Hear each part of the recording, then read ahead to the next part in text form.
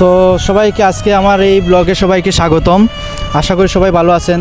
তো আজকে গেছিলাম ভাই আল হারমাইন হসপিটাল। তো ইনো গিয়া বইতে বইতে ভালো লাগেন না, তারপরে গেলাম আর কি ইয়েতে, বললাম যে বাহির থেকে একটু বাহিরে গিয়া দেখি একটা হাতি যায়।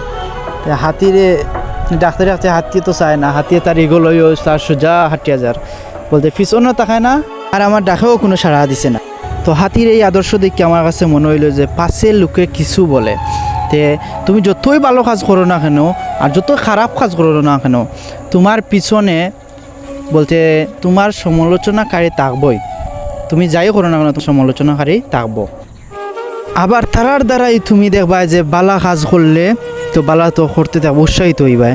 আবার যদি তুমি মন্দ কাজ করো তাহলে এইটার ভিতর থেকে তুমি বাইর হয়ে আইতে পারবা। এই জন্যই আমাদের পিছনে কিছু সমালোচনাকারী দরকার।